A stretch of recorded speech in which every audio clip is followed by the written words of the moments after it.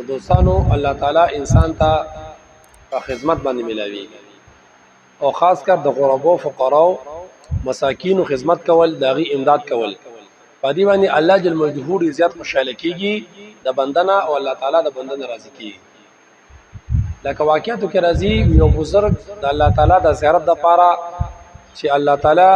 دیدار ز حکم الله تعالی وینم دې لپاره چله شروع کړه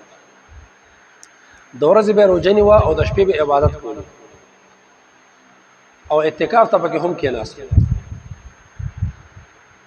او هر ټیم به الله تعالی ته احوزاری کولا چې الله ما خپل دیدار نصیب کړي ما خپل زیارت نصیب کړي تقریبا 35 واشپه وتا غیبانه आवाज شو چې اے عابدا تبا چې کوم د تانبی بازار تلاړ شي او د تانبی بازار کې پلانکې دکاندار داغه په خوا کې به ودرېږي زبتا سره زبتا ته الته کې ملو شي چې کله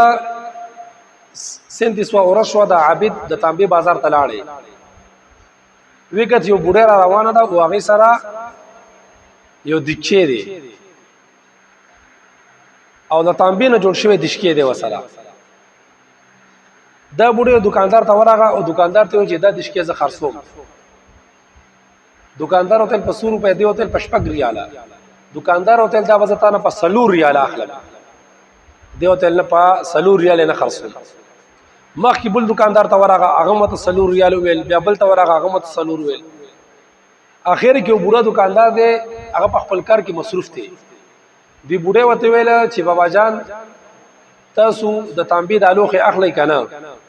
وی بابا چې وته کته هغه تل چې آو بیا ته بابا تاسو کو چې بیبي جی د الوخه تاسو په 100 روپے خرڅوي وی دی بوډه وته چې دا د 5 ریاله خرڅو بابا د تاسو کو چې 5 ریاله والے خرڅي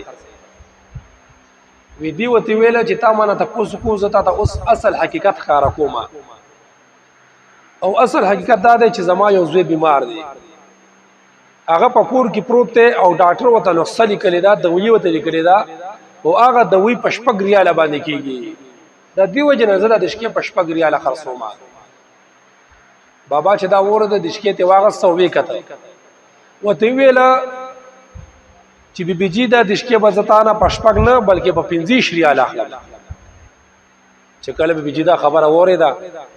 ډېر حیران شو او دکاندار تی ویل لکه چې تما پورې خندا کې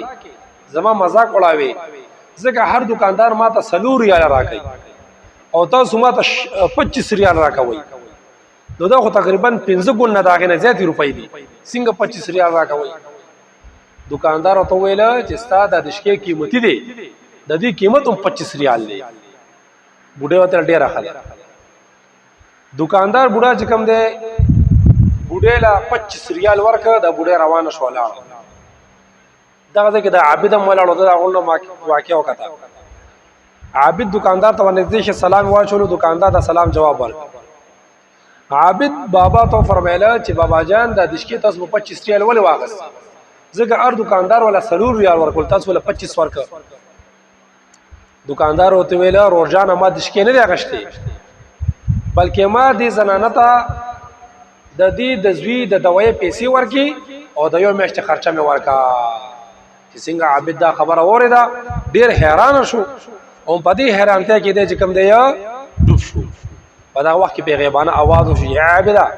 کما سره ملاقات کول غواړي او کما مندل غواړي نو زه په چلو کې نه ملاويږم